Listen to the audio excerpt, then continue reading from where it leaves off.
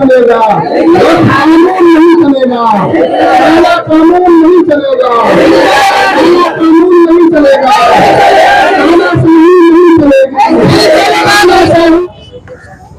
किस चीज को लेकर आ गया धरना? हमने शांतिपूर्ण तरीके से आज छतरगाछ बैंक चौक पर नुक्कड़ सभा के टाइप से एक धरना प्रदर्शन दिया है, जो वक्फ अमेंडमेंट एक्ट 2025 के खिलाफ था। हमारा पैगाम इसमें यह था कि हुकूमत ने जो ये कानून पास किया है ये असंवैधानिक है, संविधान के खिलाफ है, और हम लोग इस देश के जितने नागरिक हैं और हम लोग जितने इस देश में मुसलमान हैं, हम संविधान को मानने वाले हैं, देश के कानून को मानने वाले हैं। उस संविधान को जिसको बाबा भीमराव अंबेडकर और उनके विद्वान साथियों ने मिलकर बनाया था, आज उसको तोड़ मरोड़ कर उसमें तरह तरह के बदलाव किए जा रहे हैं, ऐसी तब्दीलियां की जा रही हैं जो संविधान के प्रस्तावना के खिलाफ है। इसलिए हम संविधान को बचाने के लिए, देश की गंगा जमनी तहजीब को बचाने के लिए, देश की एकता और अखंडता को बचाने के लिए, देश में विकास कैसे हो, इन मुद्दों को लोगों के सामने रखने के लिए आज हमने छतरगाछ की सरजमीन पर यह धरना प्रदर्शन किया है। इसमें मेन मुद्दा हमारा यह था कि वक्फ अमेंडमेंट एक्ट 2025 जो पास हुआ है इसको वापस लिया जाए, और ये असंवैधानिक है, संविधान के खिलाफ है, और हम संविधान को महफूज रखने, संविधान को सुरक्षित रखने वाले लोग हैं, और हमारा ये इरादा है कि इस देश के अंदर एकता बनी रहे, इस देश के अंदर मोहब्बत और उल्फत कायम रहे। इस उल्फत और मोहब्बत को और इस भाईचारे को खत्म करने वाला ये कानून जो है वक्फ अमेंडमेंट एक्ट, इसको वापस लिया जाए, ये हमारा आज का पैगाम था। आपकी तारीफ? आफ्ताब अजहर सिद्दीकी, प्रदेश महासचिव मजलिस अहरार बिहार। किस चीज को लेकर धरना प्रदर्शन था और कहाँ का प्रोग्राम होना आगामी आप लोगों का? जो वक्फ तरमीम बिल 2025 का अभी हुकूमत ने इसको पास कराया है, उसी के अगेंस्ट में ये प्रोटेस्ट था, और ये अभी एक नुक्कड़ सभा की हैसियत से था। और असल प्रोग्राम हमारा जिला में होगा, जो 20 तारीख को 20 अप्रैल को होगा लहरा चौक में। उसके लिए हम लोग पूरे सीमांचल में, खासतौर पर किशनगंज के तमाम ब्लॉक में हम लोगों की तारीख भी तय हो चुकी है कि फना तारीख को फना जगह जाना है। यानी 11 तारीख से शुरू होकर के 11, 12, 13, 14, 15, 16, 17, 18, 19 तक ये तमाम दिनों में ये तय हो चुका है कि किनको कौन सा ब्लॉक में जाना है, किनको कौन सा ब्लॉक में जाना है। उसी की तैयारी का एक हिस्सा ये भी है, और हम लोग पूरे जिला में हम लोग घूमेंगे।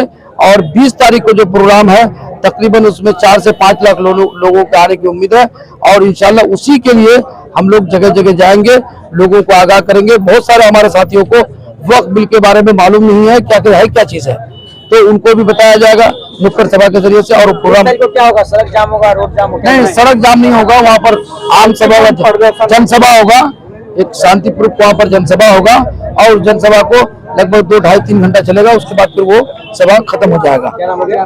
अतर जावत खास कल 14, 25, 26 और 29 में हम लोगों को ये धार्मिक आजादी है कि हम लोग कैसे जीते हैं, क्या खाते हैं, क्या पहनते हैं, क्या पढ़ते हैं।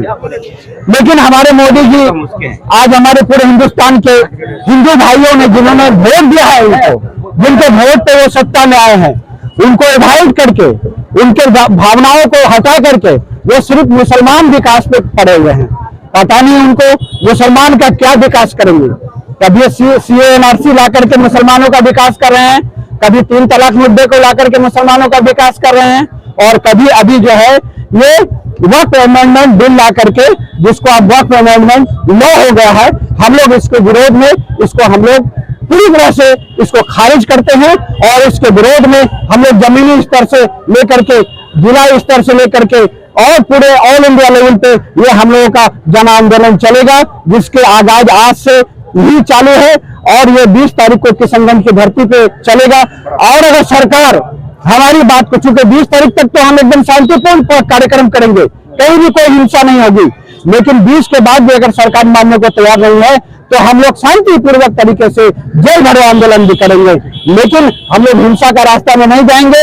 और चूंकि हमारा जो वक्फ अमेंडमेंट लॉ पास हुआ है, ये पूरी तरह से हमारी धार्मिक आजादी को छीनने का काम है। ये भारत के संविधान में जो आर्टिकल 14, 25, 26 और 29 है, उसका पूरी तरह से ये घोर ये है, इसलिए हम इसका विरोध करते हैं। लोगों को क्या संदेश देना चाहिए? लोगों को मैं ये संदेश देना चाहता हूँ कि हम लोग हिंदू मुस्लिम सब भाई एकता है, गंगा जमनी तहजीब है, हम लोग सब इस आंदोलन में शरीक हो और इस बिल को जो पास हुआ है लॉ को, इसको हम लोग वापस लेंगे। सर आपका इसाक आलम।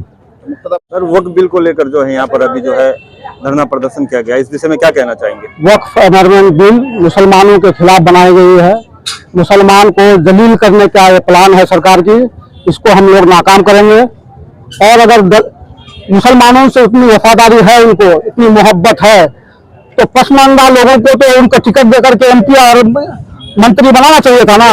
लेकिन भाजपा गवर्नमेंट को किसी तरह का कोई मुसलमान से उनसियत नहीं है, सिर्फ मुसलमान को जलील और रिस्वा करना चाहती है। इसको हम लोग नाकाम करेंगे इंशाअल्लाह। क्या नाम हुआ आपका? गुलाम मुक्तदा। यहाँ पे धरना हुई है, क्या कहेंगे? क्या हमें तो बहुत अफसोस और ताज्जुब ये लग रहा है कि जगह हमारी, जमीन हमारी, बोर्ड हमारा और हुकूमत उनकी, ये तो बहुत ताज्जुब वाली बात है। ये कैसा काला कानून है जो इसे हम लोग मान ही नहीं सकते। लग रहा है ये कि मुसलमानों के ऊपर इतने खतरनाक किस्म के वो कानून बना के उनको जलील व रिस्वा करना चाह रही है सरकार। और हम ये चाहते हैं कि इस बात को गौर से समझे कि जगह हमारी, हमारे पूर्वजों ने इसमें डोनेट किया है, तो इसमें जो काम होगा वो हम लोग की मर्जी से होगा या हुकूमत की मर्जी से होगा। इसमें हमारे लोग रहेंगे या उनके लोग रहेंगे। 100 बात की एक बात यह है कि किसी मंदिर ट्रस्ट में कोई मुस्लिम नहीं, कोई गुरुद्वारा में कोई मुस्लिम नहीं, तो फिर हमारे ट्रस्ट में उनको आने की क्या जरूरत है? कानून का बहिष्कार करते हैं जी एकदम पुरजोर मुखालिफ है हम इसके। मोहम्मद नूरुल हक छतरगाछ। संविधान की रूह को ठेस पहुंच रही है। उस संविधान की जो तमहीद है और उस संविधान का जो प्रियम्बल है, उस संविधान को ठेस पहुंच रहा है।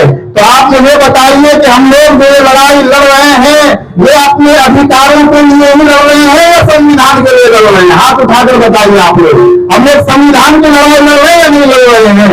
आज जो मोदी सरकार ये वक्फ अमेंडमेंट एक्ट कानून लेकर आई है, इसका दावा है कि इससे हम भलाई करना चाहते हैं और मुसलमानों की कुछ भलाई चाहते हैं। आप मुझे बताइए कि वक्फ अमेंडमेंट एक्ट में वो कौन सी शीट है, वो कौन सी लाइन है, वो कौन सा दावा है जिससे हमारा यहाँ का भला हो जाएगा?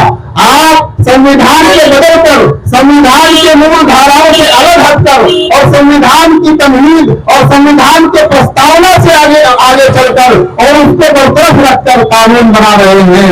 ये इंसाफ की बात नहीं है।